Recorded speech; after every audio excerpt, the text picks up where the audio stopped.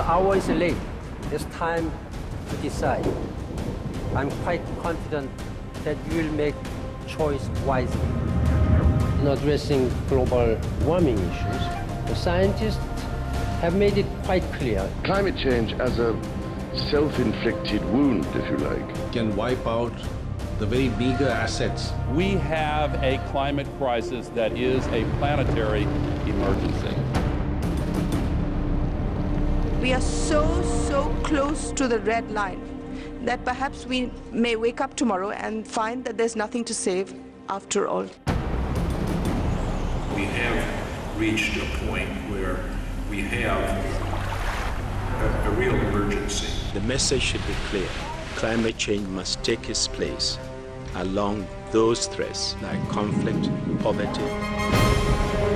Climate change is responsible for conflicts that can only deepen in the future if we don't act as soon as possible.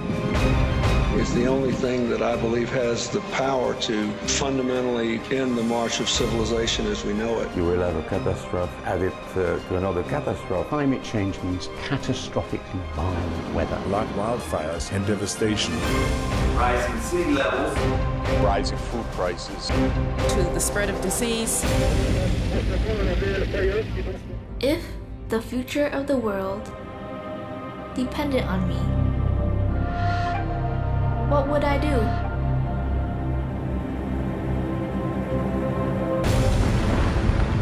the North Polar ice cap is melting so fast. But what seems to me to be important is that some of the effects we are witnessing now are happening twice as fast as scientists were predicting just 5 years ago. A report issued earlier this year by the UN Intergovernmental Panel on Climate Change concluded both that global temperatures are rising, that this is caused largely by human activities. And if you look at the fourth assessment report of the IPCC, we've assessed several stabilization scenarios. In 2010, there could already be as many as 50 million environmentally displaced persons due to climate change, desertification, and deforestation. Experts tell us that the situation underlying the crisis is not a temporary one. And it's getting more and more difficult every day. And there's no guarantee that human civilization can survive.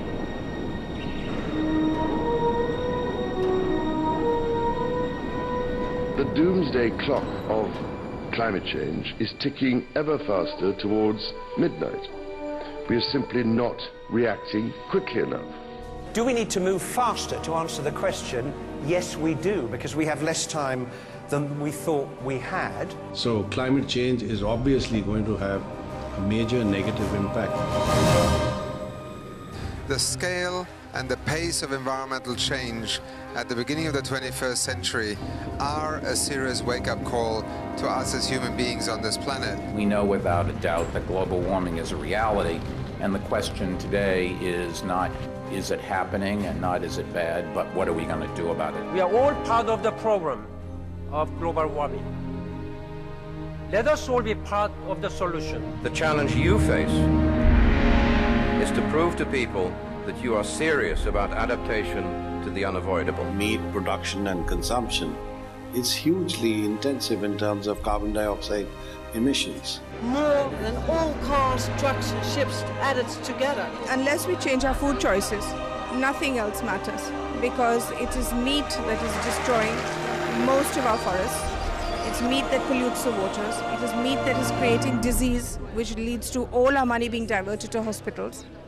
So it's the first choice for anybody who wants to save the earth. The food we eat and how it's grown and the kind of food we eat matters a lot. Everything comes with an environmental price. Beef production in particular. We consume far too much meat in this world. Because there's where the climate problem is, our meat consumption. Something that's harmful even for human health. 我们今天要减少二氧化碳的排放啊。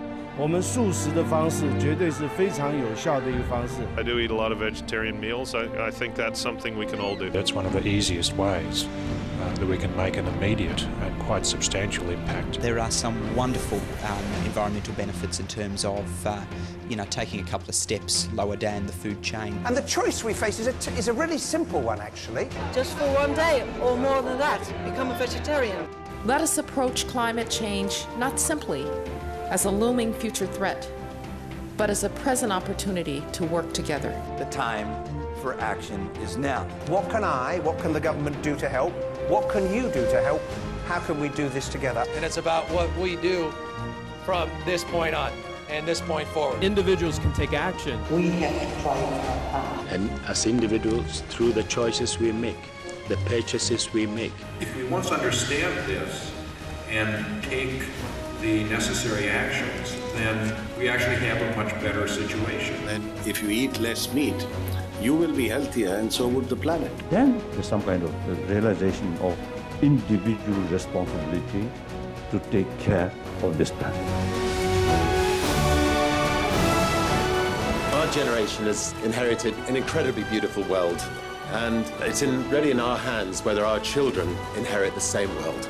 That is our duty, so that our children can have a decent quality of life on this planet. We cannot be anything less than courageous and revolutionary in our approach to tackling climate change. It's a win-win situation if you eat less meat. Living in harmony with the natural world is the only way for the future. 9 billion people, one planet, one chance to get it right. Go veg, be green, and save our planet.